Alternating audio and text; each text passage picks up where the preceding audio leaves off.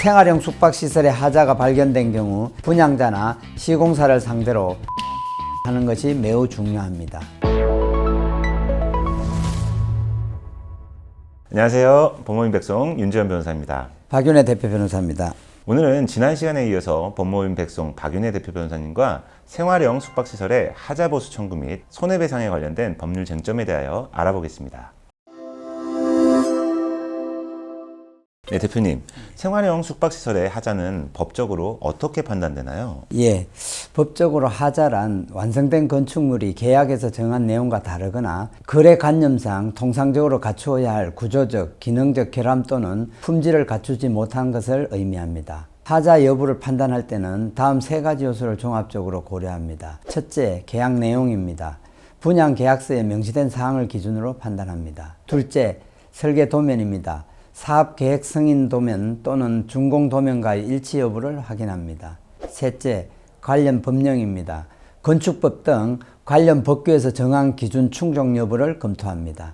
따라서 단순히 기대에 미치지 못하는 수준이 아니라 계약이나 법령, 설계 도면상의 기준에 미달하는 객관적인 결함이 있어야 하자로 인정될 수 있습니다.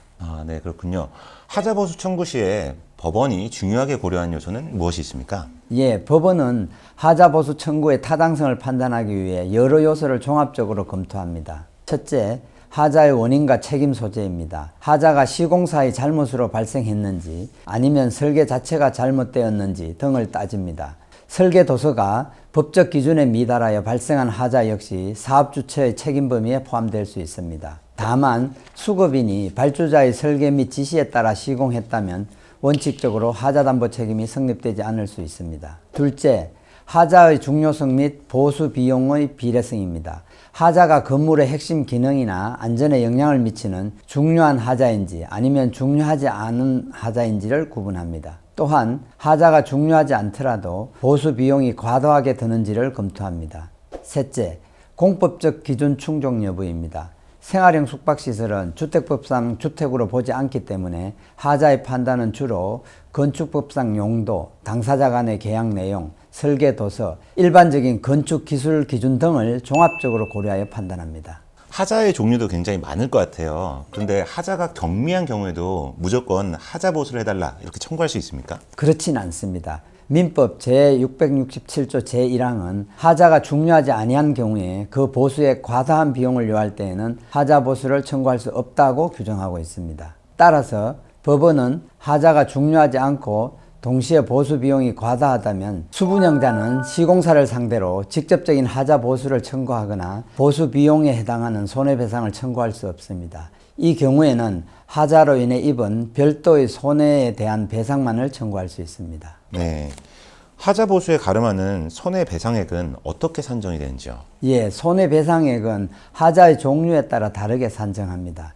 첫째, 하자 보수가 가능하고 비용이 과다하지 않은 경우입니다. 이 경우 원칙적으로 실제 하자를 보수하는 데 필요한 비용이 손해배상액이 됩니다. 둘째, 하자가 중요하지 않으면서 보수 비용이 과다한 경우입니다. 이때는 보수 비용을 청구할 수 없고 하자 없이 시공되었을 경우의 시공 비용과 하자 있는 상태의 시공 비용과의 차액, 즉 건물의 가치 하락분에 해당하는 금액을 손해배상으로 청구할 수 있습니다. 네, 하자 보수를 하는 방법도 굉장히 여러 가지가 있을 것 같아요. 그 중에 하자 보수 방법은 누가 어떻게 결정을 합니까? 예, 하자 보수 방법에 대해 당사자 간 다툼이 있는 경우 최종적으로는 법원이 판단하게 됩니다. 법원은 소송 과정에서 전문가의 감정을 통해 하자의 종류와 정도를 명확히 하고 그 하자를 보수하기 위한 가장 적절하고 합리적인 방법과 그에 소요되는 비용을 산정합니다. 여러 보수 방법이 있다면 법원은 일반적으로 비용 효율적이면서도 하자를 실질적으로 해결할 수 있는 방법을 채택하는 경향이 있습니다. 네, 그렇군요. 하자보수 청구랑 손해배상 청구는 어떻게 다릅니까?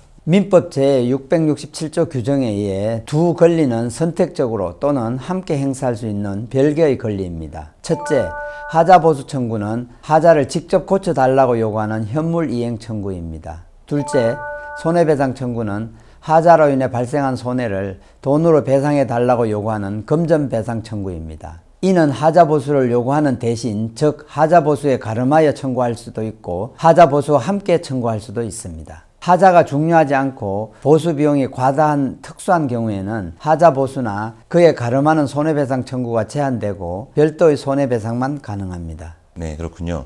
하자보수 소송에서도 입증 책임이란 게 있을 것 같아요. 이 하자보수 소송에서의 입증 책임은 누구에게 있습니까? 예, 입증 책임 분배에 대한 명시적 언급은 없으나 일반적인 민사소송 원칙에 따르게 됩니다. 첫째, 수분양자 즉 청구인의 입증 책임입니다. 완성된 건물에 하자가 존재한다는 사실과 그 하자가 계약 내용이나 법적 기준에 위배된다는 점을 주장하고 입증해야 합니다. 둘째, 사업 주체나 시공자 즉 피청구인의 입증 책임입니다. 하자가 중요하지 않다거나 그 보수에 과다한 비용이 들어 하자 보수 책임이 없다고 주장하는 경우 그러한 사실을 입증해야 할 책임이 있습니다. 네, 그렇군요. 생활형 숙박시설의 하자 담보 책임의 주체는 어떻게 되는지 궁금한데요. 생활형 숙박시설의 하자 담보 책임은 집합건물법 제9조 1항에 따르면 생활형 숙박시설을 건축하여 분양한 분양자와의 계약에 따라 건물을 건축한 시공자 모두 구분 소유자에 대하여 담보 책임을 집니다. 다만 시공자의 손해배상 책임은 분양자에게 회생 절차 개시 신청, 파산 신청, 해산, 무자력 또는 그 밖에 이에 준하는 사유가 있는 경우에만 지게 됩니다. 따라서 일반적으로는 분양자를 상대로 하자 보수 청구를 하게 되며 분양자에게 특별한 사유가 있는 경우에 시공자를 상대로도 청구할 수 있습니다. 생활형 숙박시설의 하자 보수 청구도 기간 내에 해야 될 것 같은데요. 언제까지 할 수 있습니까? 생활형 숙박시설은 공동주택관리법상 공동주택에 해당되지 않으므로 일반적으로 집합건물법에 따른 담보책임 기간이 적용됩니다. 집합건물법에 따른 하자담보 책임 기간은 권리를 행사할 수 있는 기간, 즉 제척기간으로 봅니다. 이 기간 내에 재판상 또는 재판의의 방법으로 권리를 행사해야 하며 기간이 지나면 권리가 소멸합니다. 기간의 기산점은 집합건물법 제9조의 이 제2항에 따르면 전유 부분은 각 구분 소유자에게 인도한 날, 공용 부분은 건물의 사용 승인일부터 기간이 계산됩니다. 네, 그 기간에 대해서 조금 더 궁금한데요. 하자 종류별로 담보 책임 기간이 어떻게 다른지요? 예, 집합건물법 시행령 제5조에 따라 하자의 종류별로 다음과 같이 기간이 정해져 있습니다. 먼저 건물의 주요 구조부 및 지방공사의 하자는 10년입니다. 그 외 하자의 시설공사별 하자는 공사의 종류에 따라 2년, 3년, 5년으로 구분됩니다. 첫째, 하자담보 책임 기산일 전에 발생한 하자는 5년입니다. 둘째, 대지조성공사, 철근 콘크리트 공사, 철골공사, 조적공사, 지붕 및 방수공사의 하자 등 건물 구조상 또는 안전상의 하자는 5년입니다. 셋째, 건축설비공사, 목공사, 창호공사 및 조경공사의 하자 등 건물의 기능상 또는 미관상 하자는 3년입니다. 넷째, 마감공사의 하자 등 하자의 발견 교체 및 보수가 용이한 하자는 2년입니다. 따라서 생활형 숙박시설의 하자가 발견된 경우 해당 하자가 몇 년차 하자에 해당하는지 확인하고 반드시 그 담보 책임 기간 내에 분양자나 시공사를 상대로 내용 증명 발송, 소송 제기 등 권리 행사를 하는 것이 매우 중요합니다. 네, 생각보다 기간이 길진 않네요. 네, 좋은 말씀 감사합니다. 끝으로 더 하실 말씀이 있으실까요? 오늘은 생활형 숙박시설의 하자 보수 및 손해배상에 대하여 살펴보았습니다. 이 부분은 복잡하고 어려워서 법률 전문가의 도움을 받는 것이 좋습니다. 영상이 도움이 되셨다면 구독과 좋아요 그리고 알림 설정도 부탁드리겠습니다. 감사합니다. 감사합니다.